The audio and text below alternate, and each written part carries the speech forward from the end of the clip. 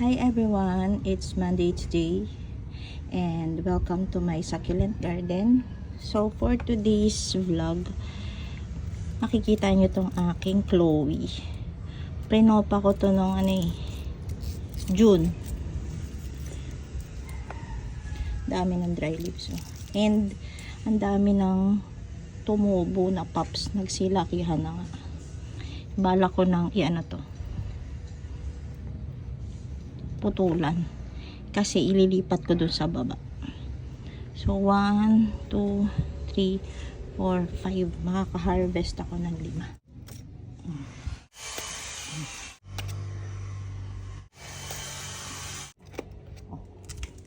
Tanggalan natin ng dahon. Dami. Ang dami. Wala nang natira. Dami kong propan dahon. Kasi gusto ko pag tinanim ko, ayan hanggang dyan. Para naman compact.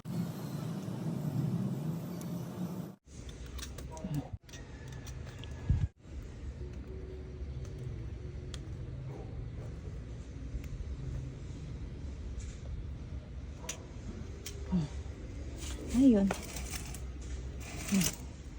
Tapos itutusok ko dun. So, tabi ko lang to.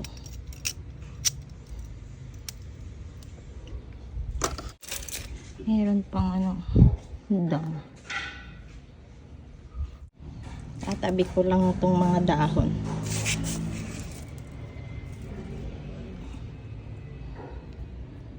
Yan, bababa ko na. Lima may tatanim ko. And ililigpit ko lang itong mga dahon. Tropa natin yan. Yan, magtatanim ako dito. Bali sa baba na ito Sa labas to ng bahay. Babaong ko lang ng ganyan. Yan. Tapos ito, meron pa dito. Ayan.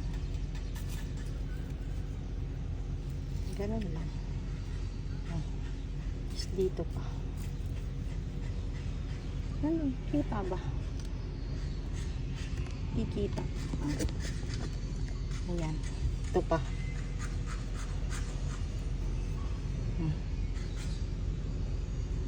And then may isa pa. Last. Dito.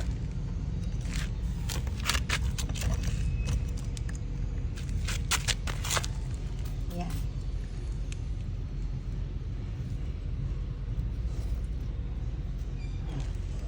Tapos na. May isa pa pala. Dito. Yan. Yan na. Bumalik na ako dito sa taas. Ayan na. Lumalaki na siya. Bait talaga ni Chloe. So, ililipat ko to ng paso. Kita nyo naman, nasira na. Ito yung paso ko ng 2023 to 2024. Last year. Ayan. Ganito yung mga pinagbibili kong paso. At saka yung ganun yan yung basket type. Yan yung mga paso ko 2023 saka 2024. Ganito at saka yun. Tapos ngayong 2025 ito. Ganitong paso naman. Ayan. Plastic pots. So yun lang muna for today's video. Thank you for watching mula sa aking succulent garden. Happy planting, happy gardening sa ating lahat. Until next time. Bye! Si Chloe mabait.